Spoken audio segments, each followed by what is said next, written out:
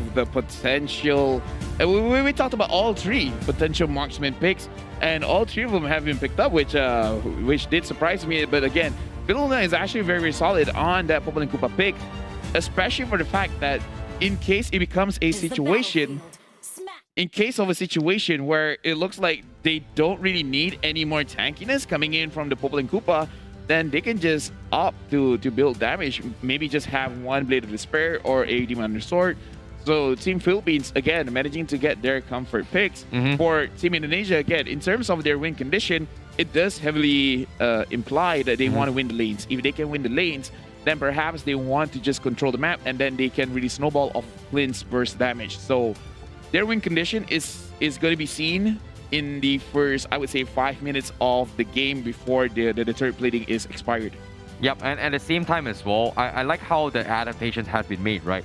You can see that there was just so much heavy emphasis on targeting Villaluna's composition, and regardless of that, you know, this is a signature coming from him, right? With the Popoleng Kupa, even though a lot of teams has tried to replicate of going for this roaming Popoleng Kupa, but it's very, very difficult to do so, and it requires a lot of teamwork and setups just to actually be able to pull off.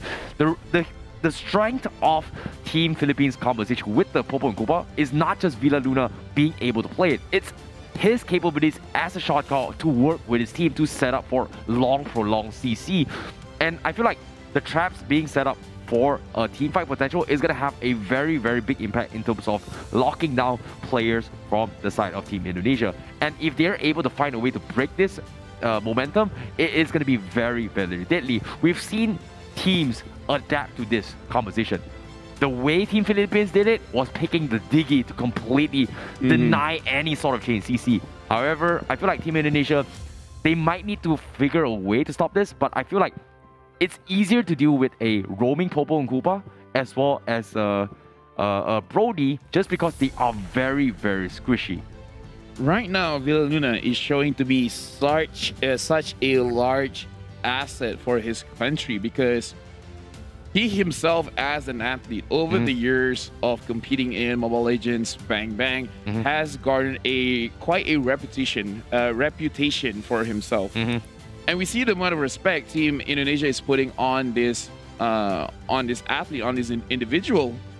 And look at this. Even if you focus most of your bans on Villaluna, he has other picks, and the other picks are picks that he has made popularized just because he was the one using it. So it's like, okay, let's look at the support tab. All right, he has used most of these heroes. Let's ban it out.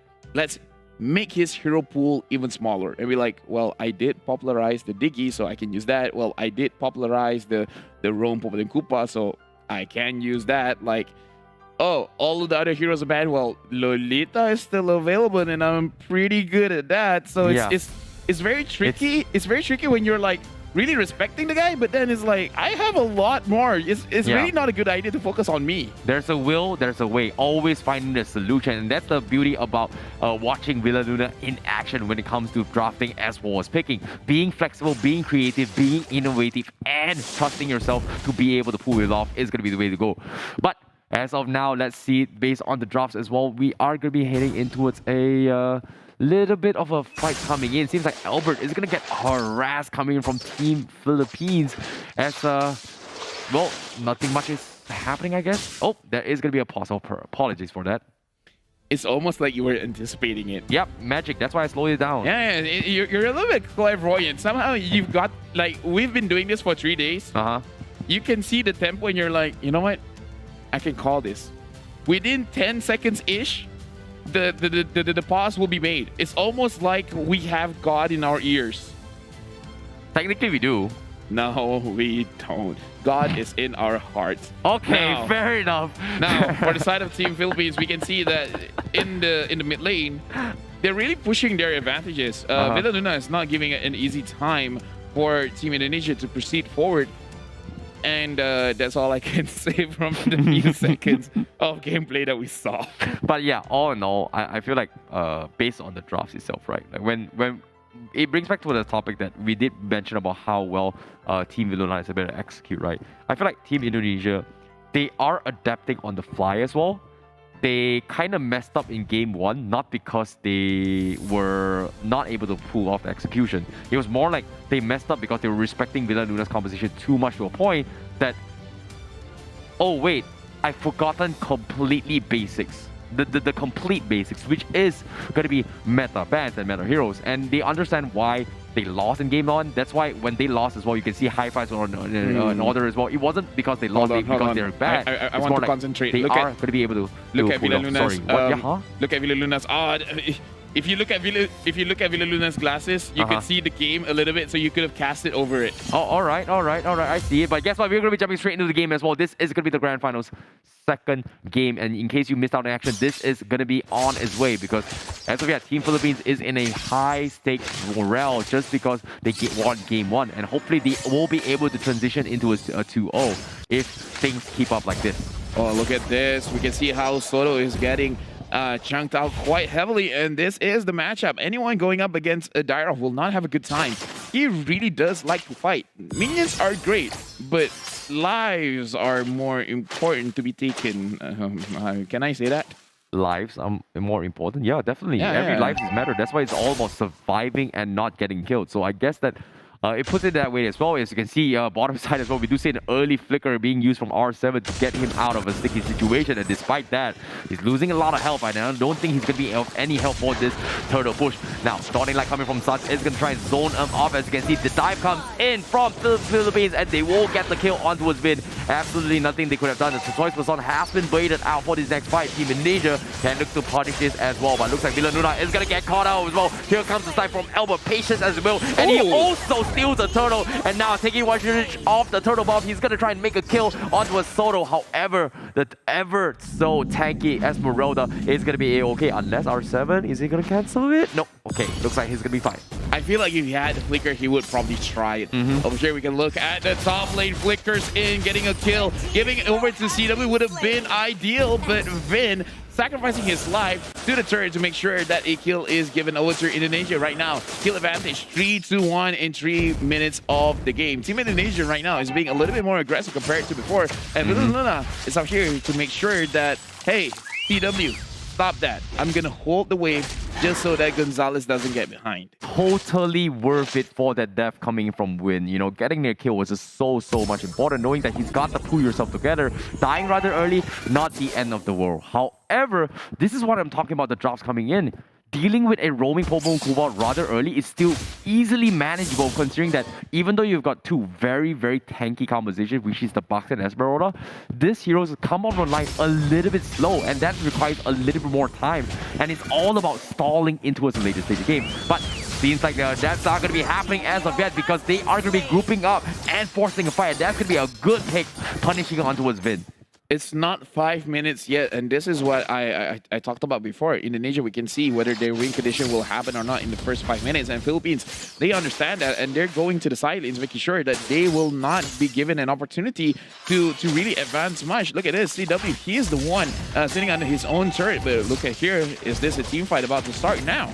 Yeah, seems like it's going to be the case as well. Vin trying to go for the hook, try to preempt it to catch Gonzalez. Not going to happen. Rosario going to go for the ball. Toy Poisson comes in, and the Dawning Light connects on 3, and I don't think Team Indonesia has the follower as well. You can see Imam is in the vicinity. Team Indonesia doesn't want to be caught out, but that is going to be a little bit more space to chunk on towards the gold platings for the side of CW up top, and as well as the turtle. A little bit greedy to my taste, but can Team Philippines actually contest against it? Apparently, no, because on the top side, Sans gets a kill on towards Villa Luna. Yeah, we can see right now Team Indonesia, they're having the advantage. R7 getting chunked out by Soto. But right now, Team Indonesia, this is what they're supposed to do. Get a lane advantage either on CW or R7, but apparently R7 is saying, I got this. I can handle this 1v1. Just get something somewhere else on the map. And they're really using this to their advantage. Right now, they have a small goal lead, but after taking the turret, this is going to get even better just because they can control the map a little bit more, giving more space for Vin. But looking here, Del Rosario going in front, but CW, he's attacking for free. They're focusing on Vin, making sure that this Franco doesn't go away. is caught free. Imam is taking a lot of damage, but he manages still to get a kill. And Sans there, not enough damage. Villaluna not forcing this situation. That was such a close team fight. Imam should really have gone down just now. Yeah, Imam out there was able to keep him alive as well. And this is so smart coming from Team Philippines, just because they're taking advantage of the early power spike of the Baxia to get damage and fight out of it. All they need to do is for a long setup, and that's going to be where Villaluna catches into the picture. As long as you're going for this kind of fights, nobody is going to be able to soak through all that damage rather early. But it's going to be very risky, because if and only if Del Rosario doesn't get the kill, Team Indonesia is going to be able to heavily punish this composition. In the early game, it's actually good to chunk down, making sure that the tanks are dead. And speaking of which, Soto is going to be the first casualty of the game. Vin taking a lot of damage. He's going to die over to Imam. Right now, CW as well as Sans trying to fight back, but they have retreated over on the top side of the map. Team Philippines, they are going to start pushing the turret. Right now, Team Philippines, they're trading all over the place. And I was about to say, it's good that the side of Philippines, they're really focusing on Vin, because for a tank, if you die a lot, usually people are like, "Hey, you're a tank, that's fine." But the thing is, if you can't scale, if you're not tanky, you're gonna be useless in the team fight right now. It's turtle take for Team Indonesia. Yeah, I definitely agree. But now it's gonna be a little bit of a sitting game once again. Indonesia has been able to win the turtle fight, but here comes the flicker forward from Vin. He's gonna be caught. Oh god! But no, they secure the turtle. They will sacrifice the Franco. But here comes the fight coming in. The dive from the side of the Karina as Albert tries his best to chase them down as much as they can. They got him low, but they don't seem to have the finish. Sans going for the Dawning Light was able to get one, but it's not gonna be enough. So beautiful stuff coming from both Team Indonesia as well as Philippines. This is a good way to play, where some people might say this is a mistake. Why are you keep focusing on tank? Why you keep focusing on Vin? But again, as a tank, you don't farm. So you just gradually get gold from your roam item, but if you die, then you're not going to be able to actually get the gold. You have to survive, and then just scales up, accumulates accordingly. So now that Vin is heavily behind, he can't even open the map. So right now, Team Indonesia, they're actually waiting for Vin to scale to make it easier for them to push their advantages. If not, yeah, they just have to wait for Philippines to engage. Yeah, I definitely agree. But now, Del Rosario looking to apply a little bit more pressure. He's thinking about going for Sans. However, on the sides as well, Arcel will be reviewed from the side of Villaluna. Not exactly a risky attack as well, considering that the Abyssum Strike as well, the debuff coming in from R7 is going to be making him very squishy. But in the midst of all this confusion, you can see Philippines are trying to chip away at whatever economy they can get across the map in terms of objectives. That was unfortunate. Like, we saw that like Imam was there for the taking, but then unfortunately the minion was there and the hook prioritized the minion. So right now we're looking at Team Indonesia, and they are looking for opportunities all over the map. But looking at the bottom side, Philippines are really pushing their advantage forward, and the Dawning Light, if it hit the minion, it would be a little bit better. But right now, because the minions are still surviving, the minions are still alive, they can push a little bit more. But here, Sans as well as Vin has arrived. Unfortunately, the Iron Hook did not connect onto anyone. So Team Philippines, Villaluna has been caught. Vin, good flicker in, and the kill has been given over to CW. But it looks like Team Indonesia, they cannot get any more off of that. Yeah, that was a very good catch out as well coming from Team Indonesia. Like, the moment Villaluna dies, they lose all sorts of chain CCs to actually go in for the setup. And because of that, they are going to be opting to go for a lot. And this time, it's going to be very difficult to do so, because everyone is going to be in the vicinity. Philippines, they are going to try to force the issue, but Team Indonesia is slowly chipping away. Dawning Light has been expanded to try and drop Gonzalez, threatening his position. Imam, however, from the back will be focused down. That is going to be a kill coming in, and the Lord will be secured in the hands of Team Indonesia. And just like that, Team Philippines, they are forced to back out. Without Imam there, Team Philippines can't really chunk down HP of Indonesia from a safe distance, so they have to concede the Lord. However, this is just a 9-minute Lord. It has not been enhanced in any way. It'll be Luminous Lord or a Evolved Lord, so it's still fine. It's not the worst case scenario.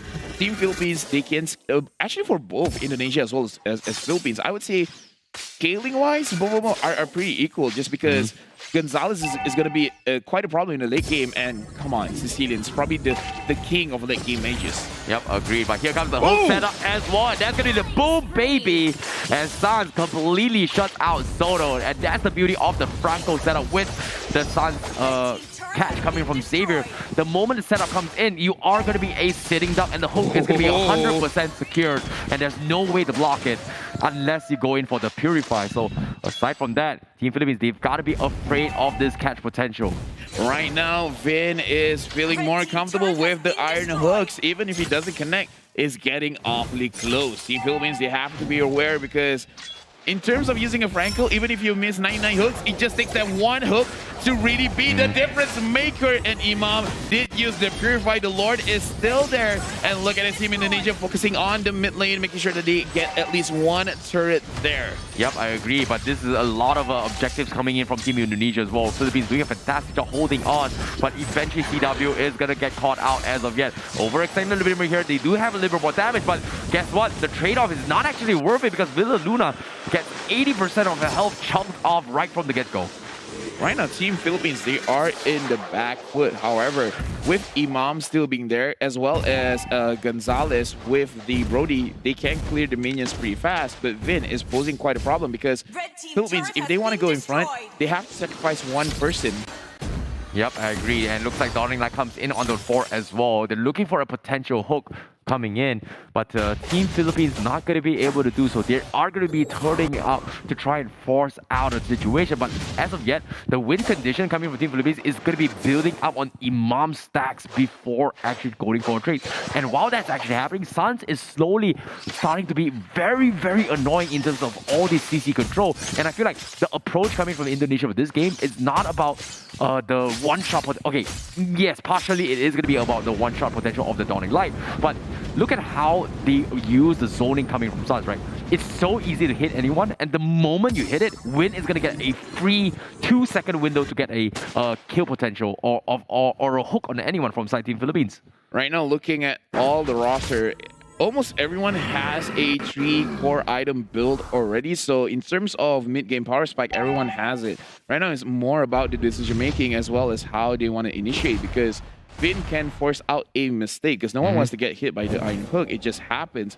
And for the side of Team Philippines, as long as they can protect Imam and Imam can get damage onto Team Indonesia, it's going to look very, very good for them because Philippines, they have 3 ranged heroes. It's just about who actually gets on the proper target first. Can Vin catch anyone off guard, or can Team Philippines kill off someone first? Look at how aggressive the positioning of Team Indonesia is, especially for Win. And because of that, Team Philippines are very, very threatened to do anything. And that is going to be an easy Lord steal once again coming from Indonesia.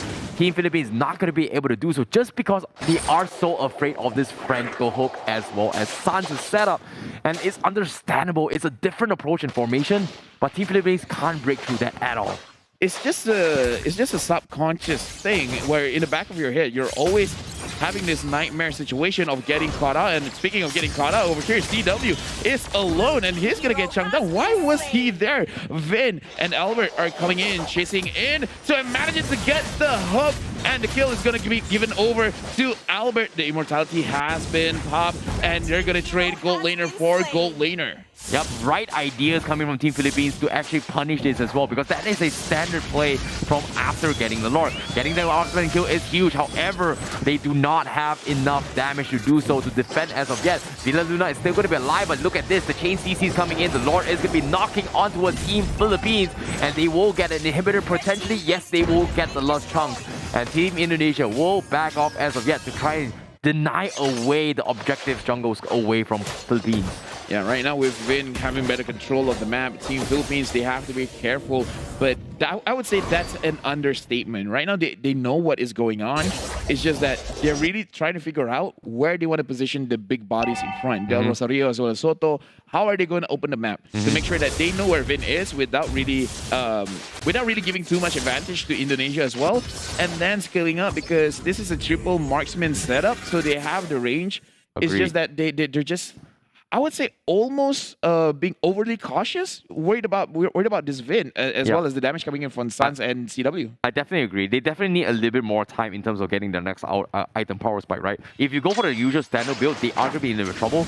And I guess the next solution here is going to be farming up those immortalities. But while they're actually doing here, they are going to get caught up by this conceal play coming from Indonesia, as they will pick up both Villa Luna as well as Gonzalez. And these are huge major damage dealers from inside the Philippines. And immediately Team Indonesia going for their textbook plays. They are looking to close out the game just like that. Great adaptation, but the hook comes in, pulls in Del Rosario. He needs to run for his life, but he is going to be able to do so, even though he's tanky enough. But one more hook is going to come eventually. Here he comes, but the minion, that is just unfortunate for Win. But the minions are going to be pushing in. They are looking for the inhibitor, but here comes a big catch coming from Sun. Starting like connects on 2. They're going to be able to sustain their way through, but the hook, again, and again, they keep hooking up, and that is going to be Team Indonesia getting another pick off. But the space has been created. Del Rosario making the space, and here comes Soto getting a 4-man catch, and they will be able to take down CW. The defense is good, and Indonesia makes the mistake. That was a quick fight. It was a quick damage coming in from the side of Imam, and that is a damage check, and I feel like Imam is getting to the point where he can do a lot for his team. So right now they should have the confidence, because if they don't, Indonesia, they will just proceed forward. Because right now, look at the advantage. 14 kills over to 9, 51,000 gold going up against 46.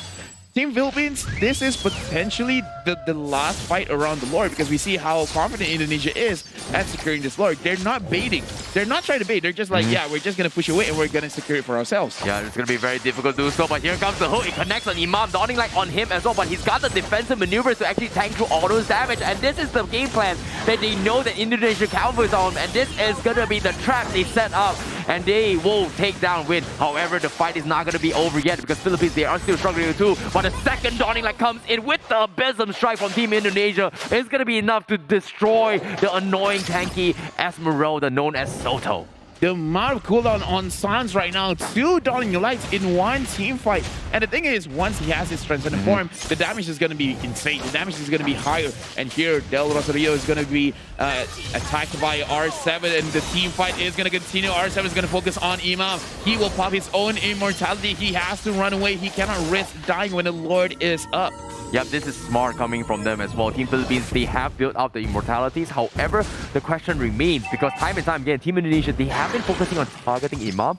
I like the adaptations when it comes to itemizations, right? Imam was forced to go for a Dominance Ice or the Athena Shield to try and tank the burst coming from this Dawning Light, which is smart, considering that he does have the sustains and tools to deal with it, but eventually his stacks is going to be maxed out eventually, so he's got to do a lot of damage. So he understands that going defensive is good, but no, Vince says despite how defensive you are, if you get hooked, you're done for. And Team Indonesia gets the bigger catch, and they are going to go and close out the game. The Lord is coming in. Soto trying his best to drive the backlines, but he just can't do anything about Sans, as Team Indonesia gets the kill. And that's going to be another Dawning Light from Sans, as they completely shut down Team Philippines in game number 2. This is why I say I want Vin, a very talented roamer, to... I say this to all the talented roamers. Give them a hero that can start something. Don't let them be these savers. Don't let them be the peelers. Let them initiate, and look at that final flicker hook. That was incredible. That is very difficult to pull off. Not only having the right distance on your flicker, but then after the fact, having the iron hook actually hitting the proper target.